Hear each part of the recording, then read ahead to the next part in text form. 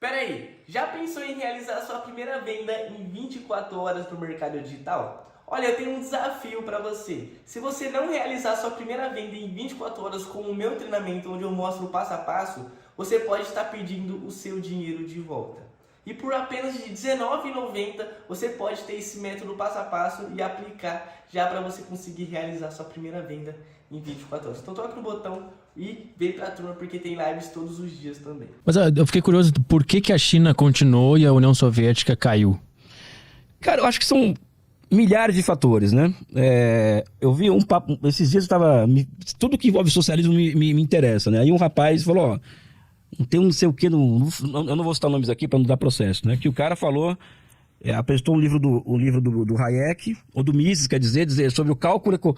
Por que o cálculo econômico não é possível em sociedade socialista, em comunidade socialista, ou seja... Seu Olavo falava isso. Olavo... Não vai te processar, tá tranquilo. Não, mas não é Olavo, é um youtuber famoso que tá... Ah, bom. Mas é olavista, assim, claro, né? Sure, né? Não tem, né? É olavista. E ele dizendo que a União Soviética acabou porque lá, como não tinha propriedade privada dos meios de produção, não tinha mercado, não tinha como ter sistema de preços. Em uma sociedade em que não tem sistema de preços, não tem como alocar recursos de forma correta. Ou seja, é um absurdo completo um negócio desse, né? Não existe nenhuma ciência capaz disso daí, de comprovar isso, até porque com o surgimento do Big Data, da inteligência artificial, e mesmo na época da União Soviética, da matemática computadorizada, o cálculo econômico já era passivo de ser feito dentro de um sistema centralizado de planejamento. Então, isso não... Né? Inclusive, o Mises perdeu esse debate. Né? A corrente de pensamento que o Mises encabeça, que é a escola austríaca, né? Que ele é parte disso daí, inclusive, ela se torna marginal ao debate econômico justamente por eles terem perdido para a escola polonesa, que é o Oskar Lange, que é um economista marxista polonês, né? Toda a escola polonesa marxista, que derrotou ele nesse debate. Do preço, especificamente sobre esse negócio. Sobre o cálculo econômico no socialismo, né? Ou seja, se é possível saber o que o consumidor quer ou não quer em uma sociedade cujo planejamento ele é central, entendeu? Que a tese do cara é que a liberdade vai fazer o livre mercado agir. Exatamente. E os preços vão se ajustar naturalmente. Exatamente. Tudo é natural, ou seja, né? O que é interessante, nada é natural. O capitalismo ele cria instituições aproximadas de semelhança, que é uma das diferenças do Marx para a economia política clássica. E ele falou isso ontem, né? E eu fiquei pensando nisso. Pô, cara, como que pode, século XXI, falar um negócio desse, né? O caso da União Soviética, eu acho, eu só estou dando um exemplo aqui de como o debate do nível da direita é tão primitivo, né? Eu acho que existe um problema muito político. A União Soviética, ela foi sendo incapaz ao longo do tempo. Aliás, tem um curso de União Soviética que eu fiz, onde não estou vendendo o curso aqui não, tá? Eu fiquei num divã, eu dei 10 aulas sobre esse curso, né? Foram 10 aulas sobre a União Soviética, em que eu fiquei num divã descrevendo a história da União Soviética, né, nesse curso, e era um rapaz de 18 anos de idade que entrou na universidade respondendo as questões que eu fazia a mim mesmo com 18 anos de idade. Né? Então é um curso de 10 aulas com 50 minutos cada um. Então daria um tempão para falar aqui. Mas eu acredito que a União Soviética, a classe dirigente soviética, ela foi se tornando incapaz de enfrentar os desafios que a realidade foi impondo para a União Soviética, né? Então o modelo soviético de desenvolvimento como um clone do modelo fordista de produção, ele foi entrando em decadência na mesma medida que o modelo fordista foi entrando em decadência.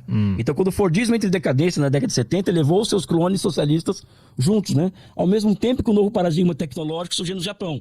Ali é uma pista para se entender as razões econômicas do final da União Soviética, né? Ou seja, a incapacidade política dos seus dirigentes não observarem o que estava acontecendo de fato e entregar soluções adequadas aos problemas que estavam aparecendo. O problema, por exemplo, a queda do aumento da produtividade do trabalho, por exemplo, era um problema que estava acontecendo na União Soviética. Vem Gorbachev, né, que fez uma besteira atrás da outra, ou seja, foi uma cadeia de erros que foi cometendo até colapsar.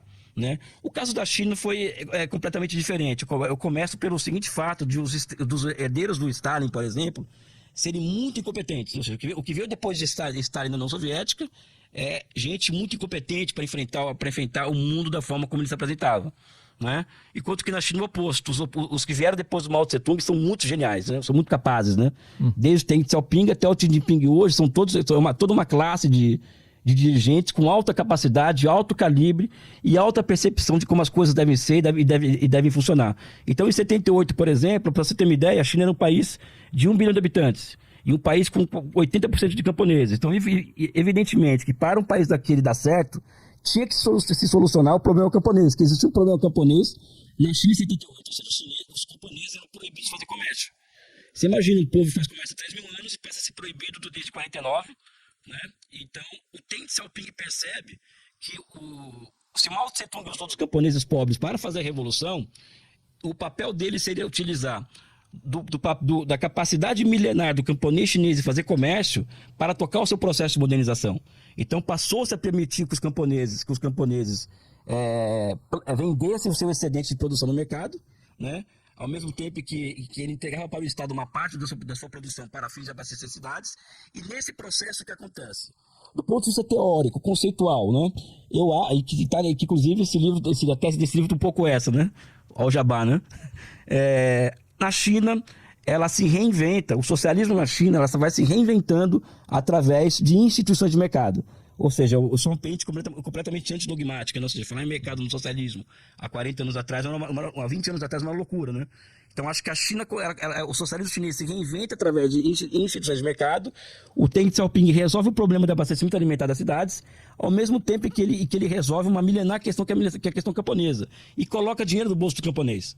Então, quando vem a revolta de 89, que é o tal do massacre da Praça Celestial, algo que ninguém percebe é que a China não é Pequim, não é Xangai, o Brasil não é a Vila Madalena, nem a Praça São Salvador no Rio de Janeiro, e nem os Estados Unidos é Nova York. Né? A China profunda no interior do país. E os camponeses, naquele momento, estavam do lado do governo chinês. Então, quando vem aquela repressão, aquele movimento de 89, o que importava na China, que é a massa camponesa, estava junto com o governo. Né? Porque eles nunca tinham ganho tanto dinheiro na vida deles quanto na década de 80. Então, isso explica um pouco as nuances do modelo chinês e da dinâmica chinesa e soviética. Também tem características do camponês chinês, que é um camponês rebelde, um camponês que ele tem um espírito muito mais agressivo no que cerne a certas questões. Então, o Estado tem que estar o tempo inteiro atendendo às suas demandas. Enquanto que o soviético, o camponês, ele tem origem de cristão ortodoxo, ele não devota a Deus e tem essa coisa toda, ou seja, é mais passivo do que ativo politicamente. Então, não é uma resposta fácil essa. Uhum. Né? Como as pessoas acham, pode ser, tudo é fácil, ter opinião sobre tudo. Né? Então, a dica que eu dou um pouco por aqui, não sei se eu consegui explicar um pouco das diferenças, mas existem muito mais coisas para se discutir do que isso que eu coloquei aqui, com certeza.